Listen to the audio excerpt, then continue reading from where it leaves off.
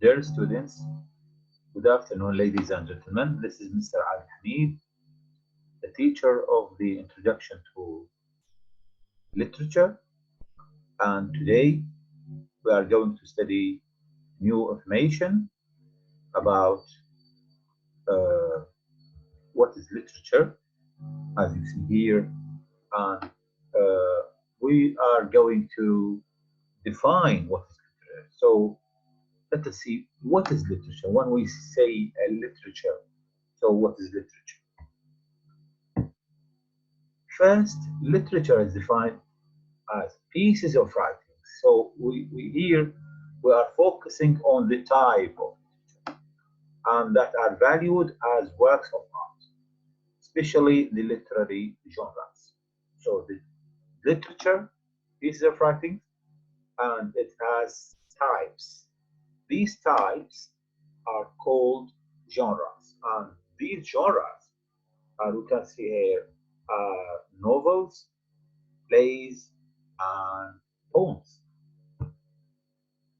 As you see in the diagram, that literature uh, can be divided into genres, and these genres, poetry, fiction, and drama. So, since we said that literature is divided into genres, so what is a genre? Genre means type of literature characterized by specific form, content, and style. So the thing that can make genre as a genre depends on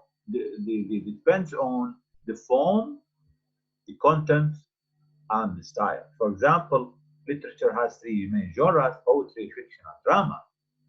All of these genres have particular features and functions that are distinguish them from another. So, for example, the features and functions of poetry are different from the features and functions of drama. And so these features can determine this is poetry and this is not, or this is fiction, or this is drama. And as we said, there are genres like this. And the features can decide whether which one of the genre is this one. And then we will move to study important topic in literature, which is the literary history. That the literary history, the names of literary epochs and periods. And these periods have mostly been invented by retrospect. In English literature, historians, for convenience, often use the name of seven power at certain times. That these literary periods, they are named according to the king or the queen of that time. And so it is related to his or her name. So why we study literary history and why literary history is important? Literary history is important because a division into literary periods is useful for our understanding and discussion of connection between literary and social developments. We cannot understand the literature unless it is divided into periods. And it helps us compare text within one period and also post periods. So here we have the literary history of English literature, and it is very important for us as students to know and to memorize each one of them. You see here that we have the time and the name of this period. From 450 to 1066, we call it Old English or Anglo-Saxon period. From 1066 to 1500, it is called Middle English period. from 1500 to 1666, 60, sorry, it's called the Renaissance or early modern. And this Renaissance is divided into sub periods. So you see here the Renaissance from 1500 to 1660, and it consists of the following. You see here 1558, called Elizabeth age, 1603 to 1625 Jacobean age, 1625 to 1649 Caroline, and 1649 to 1660 Common. And all these, they are part of what? All these, they are part of this period. This period is consists of that one, and that one. And we have another one, which is the new classical period from 1660 to 1785, and it consists of the Restoration, the Augustine, and the Age of Johnson, or the Age of Sensibility. These are part of that one. We will move, and as you see, that the name, the age is called or named according to the queen or the king. For example, here you have Elizabethan age. It is referred or it is named according to the Queen Elizabeth, who was ruling at that time. And then we have the Romantic period from 1785 to 1830. And then we have the Victorian period, which is one of the most important periods in English literature, and 1832, 1901. And also it consists of two. And then we have the Edwardian period, and then the Georgian, and then the modern period, And after that, we have the postmodernism. This is the summary of the history of English literature, and the students, so you need to know them all, because it will help you in your study in the second and the third and the fourth year, and all the topics or courses of literature, novel, drama, and poetry. Then we will study another important topic, the rhetorical devices.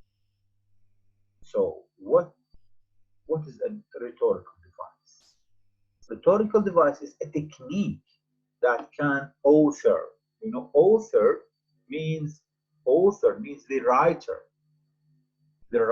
of novel, the writer of poem, the writer of drama, uses to convey, to send to listener or reader, so for me as a listener or reader, a meaning with the goal of persuading,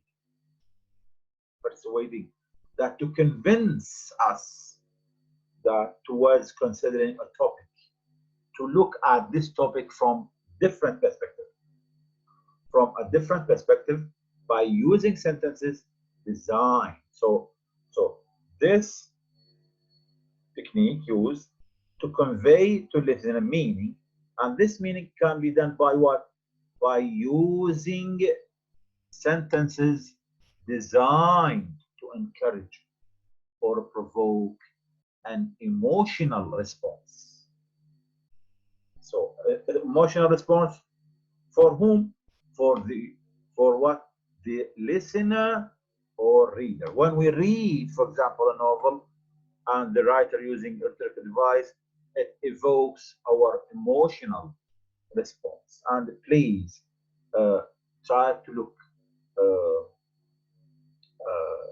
for example, to check the dictionary for these words, emotional or persuade or convey. So we will study some of the rhetorical devices. We will start with the first one, what's called allusion. Allusion. So let us start with defining allusion. What's illusion? Allusion is indirect reference. So it's a reference. We refer to something, to mythological, historical, or literary. What person, so historical person or literary person, or place, okay, or thing. So, or events with which the reader is assumed to be familiar. Allusions require common cultural experience shared by the writer and the reader.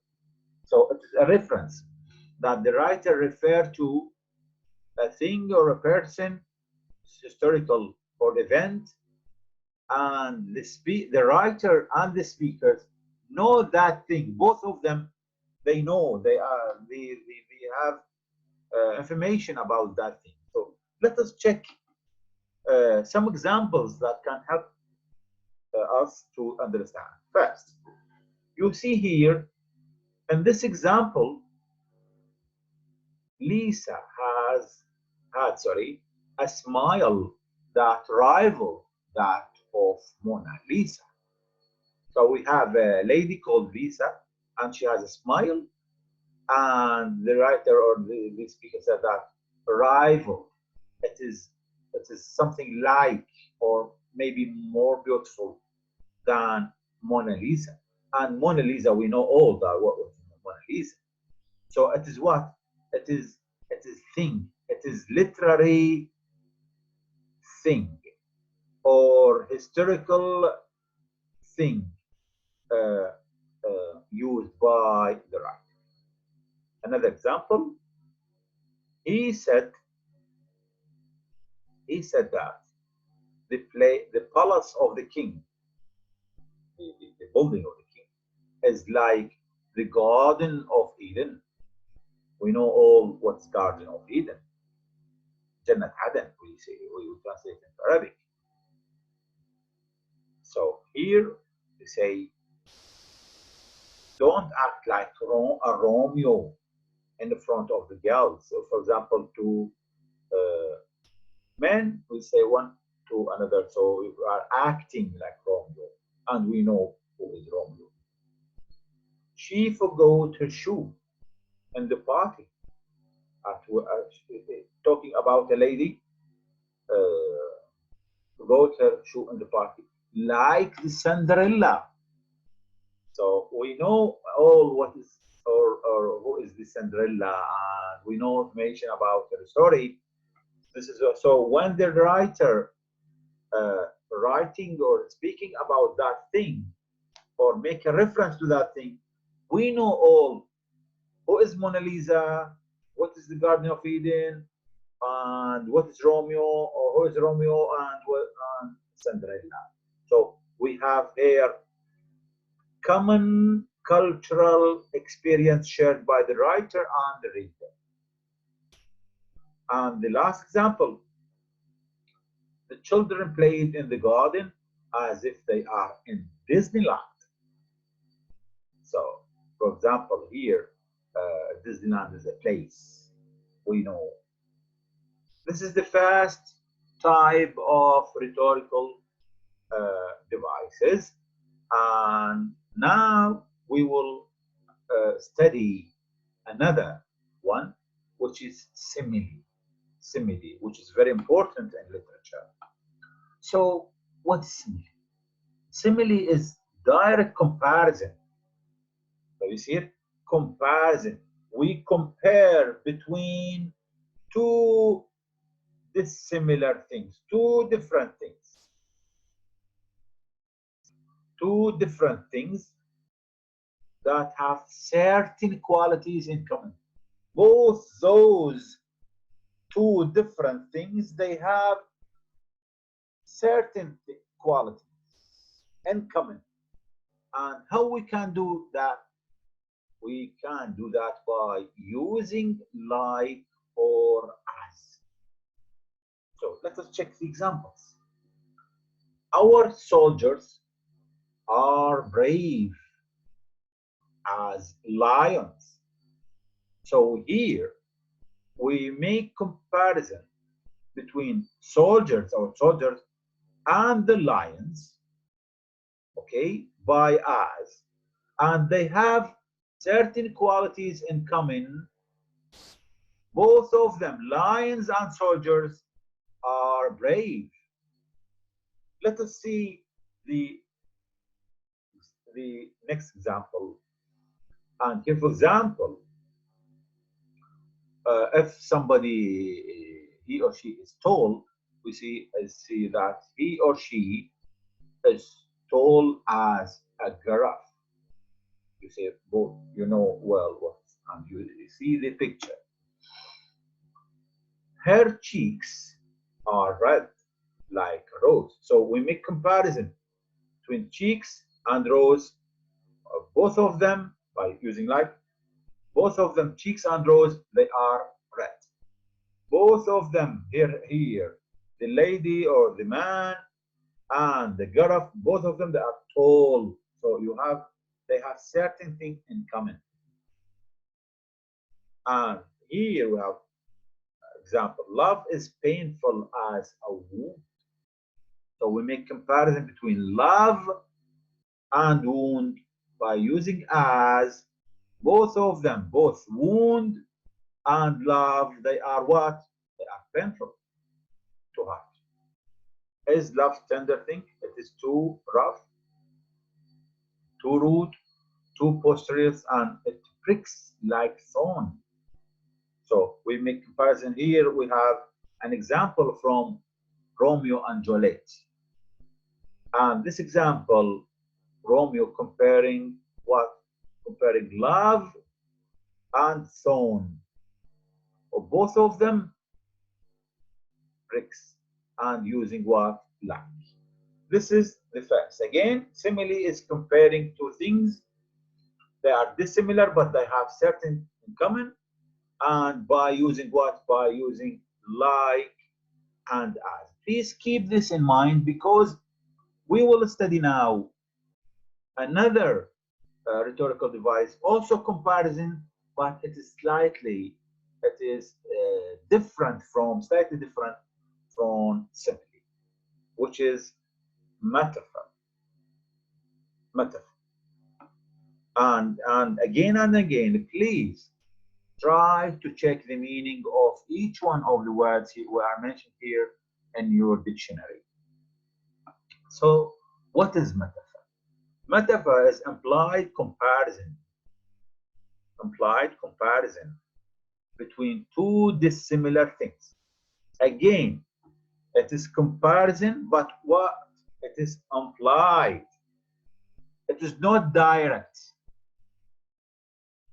It is implied. So again, check the word implied. Indirect, which means indirect. Between two things that have certain qualities in common there without using like or as. And simile, if you remember, we make a comparison, direct comparison, by using like or as. But here, in metaphor, without, which means that we don't use as or like. We make comparison, but we don't use as or like. Check the examples, please. Our soldiers are lions and fighting ISIS, ISIS. So we make comparison between lions and our soldiers. Both of them are brave, but without. Here, as you see in the example, we didn't mention or use as or like. Another example, love is battlefield. So make comparison between love and battlefield without. Again, you are my sunshine. When you say something, you love somebody, and you say, you are my sunshine. You compare that person with the sunshine, okay? Maybe both of them, they are shining your life, and without using as.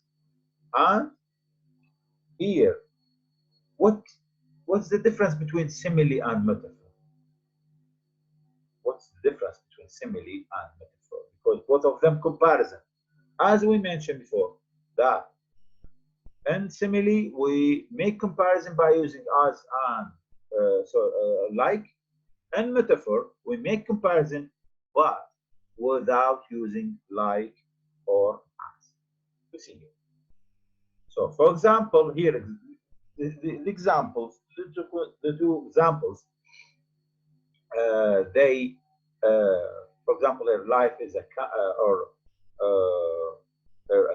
simile as a camera, and making comparison between the camera, and in the metaphor, life is a game. Life is a game. So we, in metaphor, we didn't use as or like. The fourth one, denotation and connotation. So what is denotation and what is connotation? Denotation is the dictionary meaning of a word. For example, flower is a plant. A heart is part of the body.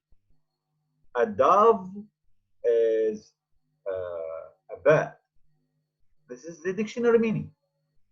Connotation is the emotional response evoked by a word, and it could be negative or positive. So here, denotation is the dictionary meaning. Connotation is the emotional response evoked by the word. I know it's difficult, but with examples, we know what it is. For example, let us examine the example. The denotation of this picture, of this thing, is a rose. So what is the meaning of a rose? So example, rose with a green stem. So here it is a rose with a green stem. But what is the connotation of that one? It is symbol. So here a flower or a rose, it is a plant, but the connotation, it is what? Symbol of what? Symbol of passion, love, and this is what the rose represents.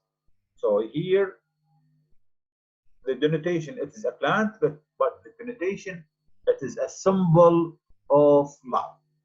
Heart, the denotation is a representation. Here, for example, here the heart, it is just a figure on paper, for example, but its connotation is symbol of love or affection. Another example, clear example, the white dove.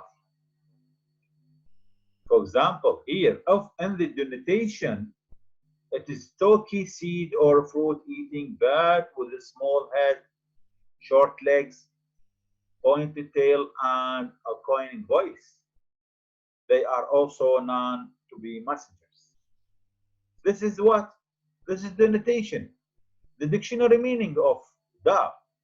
But the connotation here, it is the connotation, the symbols, or can be, for example, the white dove represents what?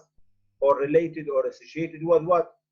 Innocence, gentleness, tenderness, peace, love, harmony, tranquility. So you see here we have the denotative meaning, and here we have the connotative meaning. And each word used by a writer, it has denotative meaning and connotative.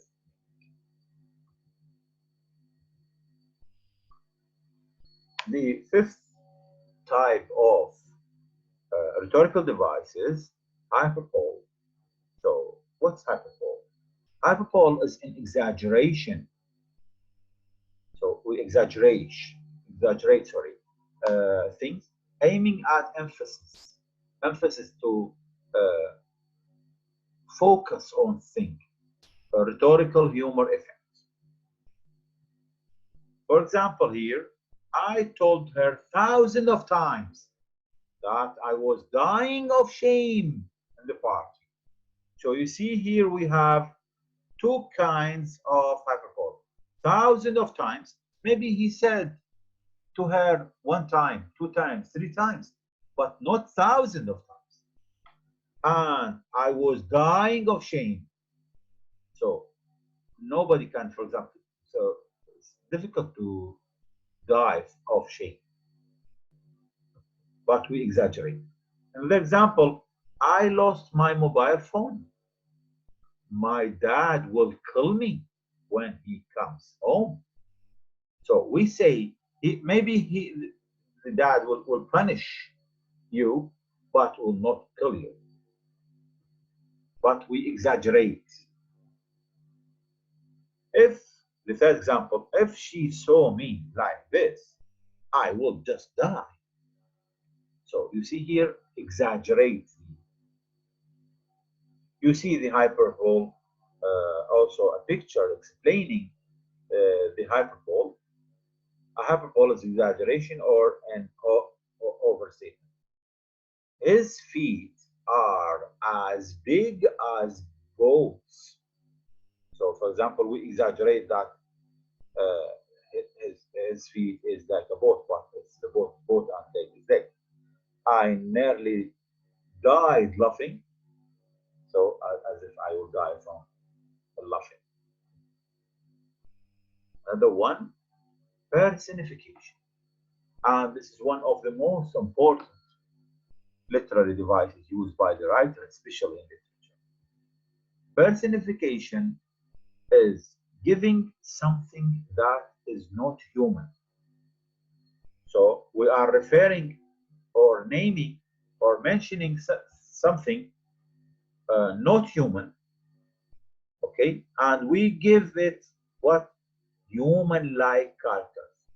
So we deal with any human thing like door, wall, car, and give it human features, human characters. Let us see the examples. Justice is blind.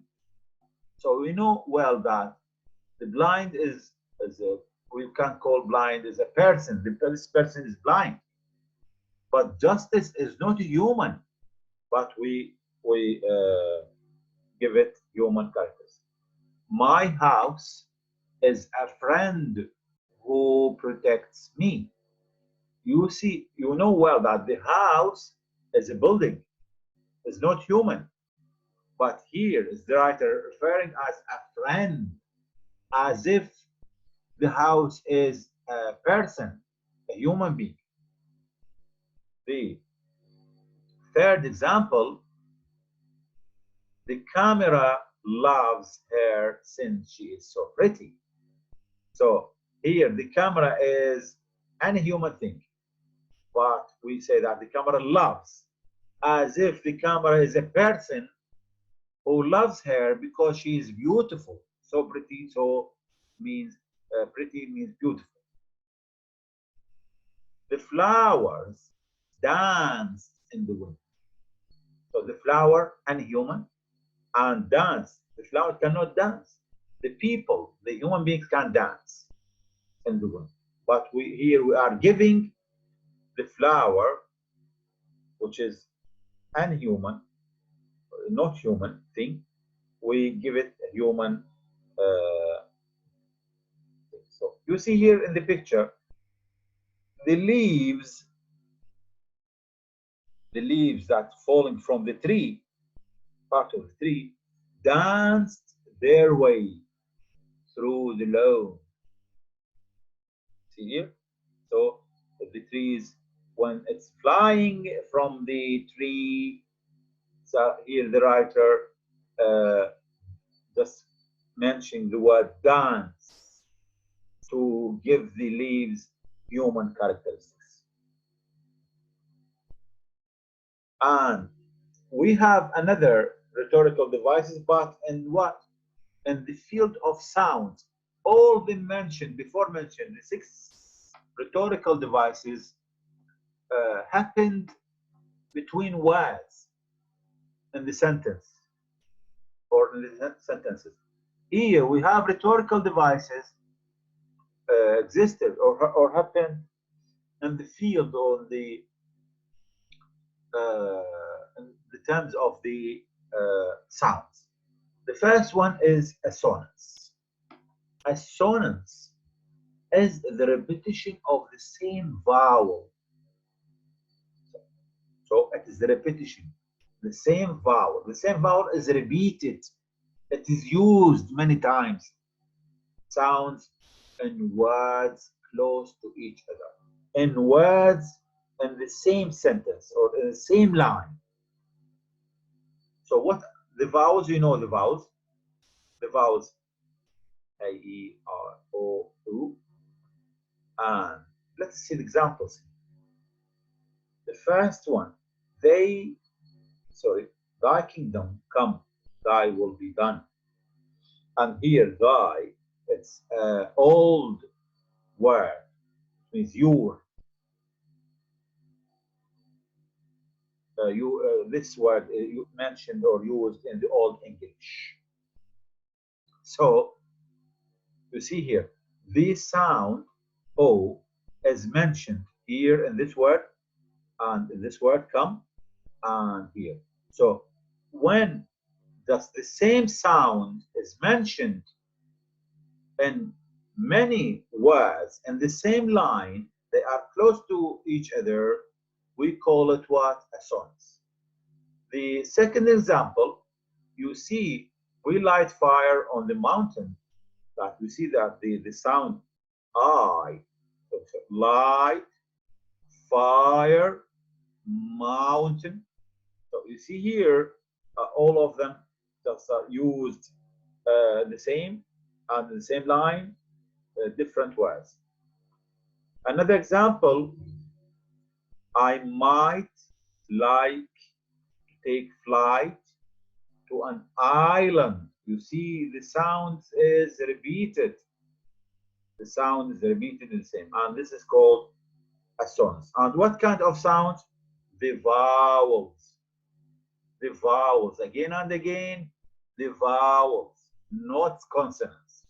And in the pronunciation or in the phonetics, you will study what is vowel and what is consonants. Consonants.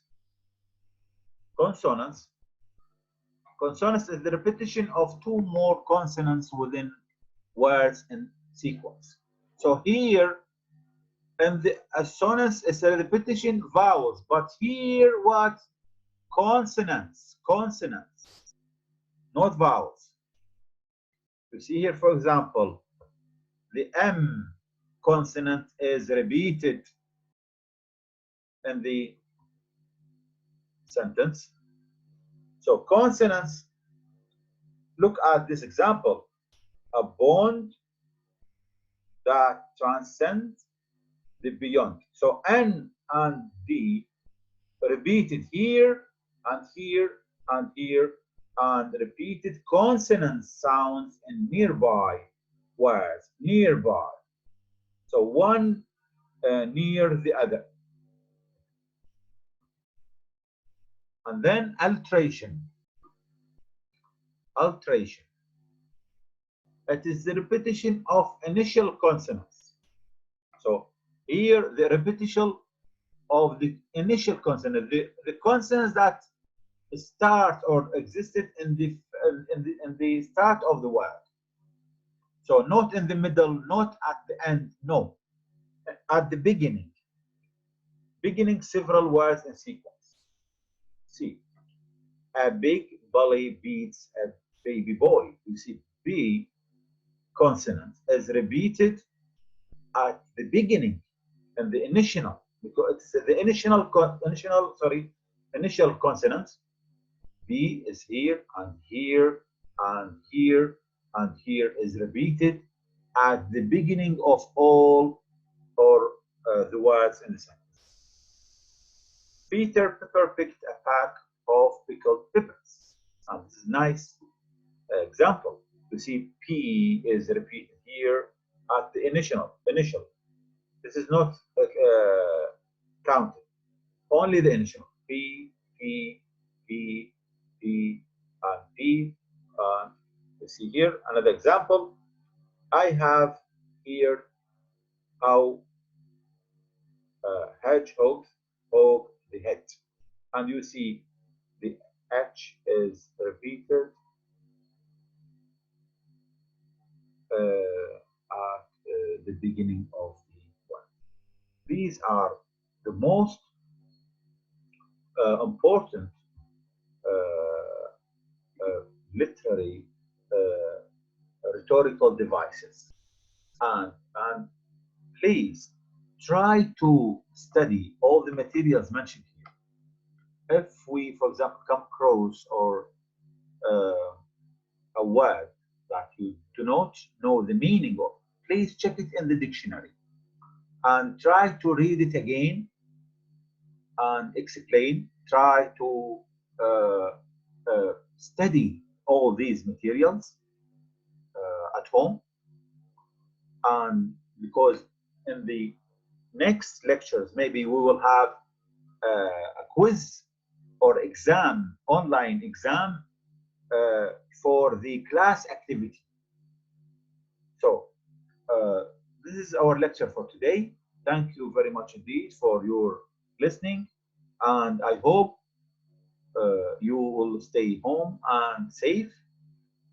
Please convey my regards to you and to your families, and with the or at the end of Ramadan, I hope or I wish you very happy Fitr Mubarak, Fest Mubarak to you and to your family. Thank you very much indeed.